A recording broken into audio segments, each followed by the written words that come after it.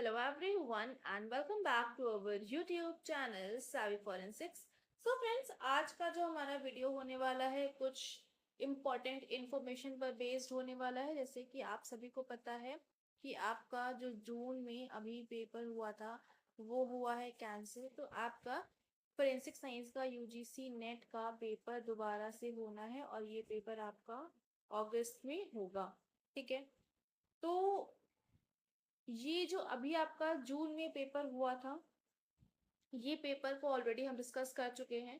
मतलब कर चुके नहीं है, कर रहे हैं। 50 क्वेश्चंस अभी तक हम कवर कर चुके हैं और धीरे धीरे आगे जो बचे हुए 50 क्वेश्चंस हैं उनको भी हम कवर कर लेंगे। साथ ही साथ में कुछ इम्पोर्टेंट इंफॉर्मेशन भी चलती रहेगी, तो इससे आपको थोड़ा सा हेल्प होता रहेगा। और उससे ज़्यादा इम्पोर्टेंट है जो प्रीवियस वीडियोस अवेलेबल हैं उसको ज़रूर से पढ़ के जाइएगा, क्योंकि अगर आप इतना भी कर लेते हो तो आपके मार्क्स काफ़ी अच्छे आ जाएंगे। ठीक है,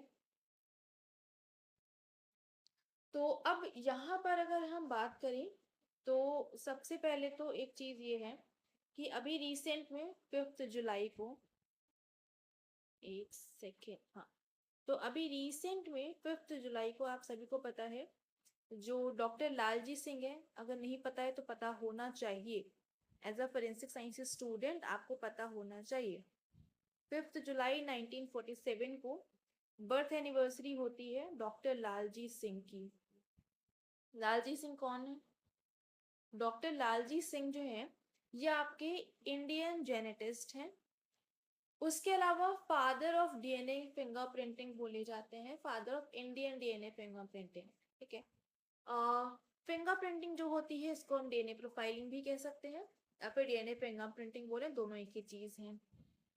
अब यहाँ पर ये तो हमने देख लिया कि जो डॉक्टर लालजी सिंह थे इनकी बर्थ एनिवर्सरी 5 जुलाई 1947 है। डेथ एनिवर्सरी कब होती है? 10 दिसंबर, 10 दिसंबर 2017।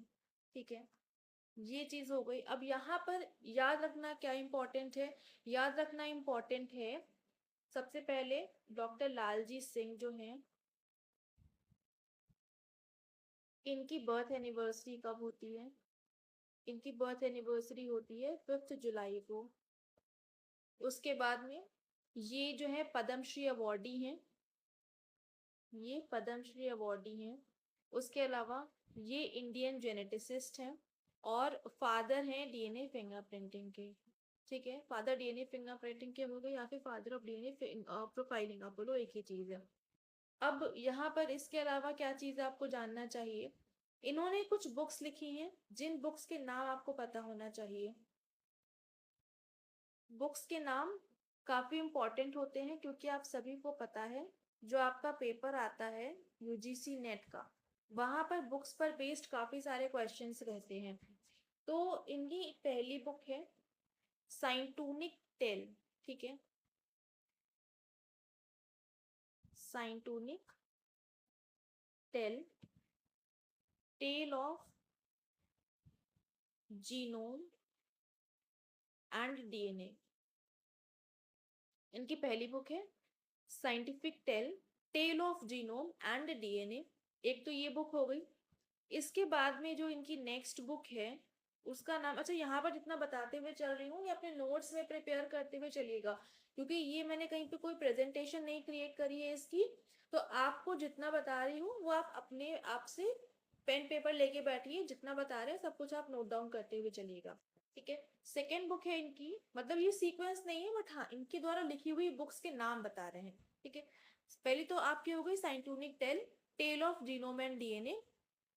नेक्स्ट है आपकी my travels in the witness box, my travels in the witness box, second book हो गई। इसके बाद में नेक्स्ट क्या है? डीएनए फिंगरप्रिंटिंग, सबसे ज्यादा इंपॉर्टेंट। DNA fingerprinting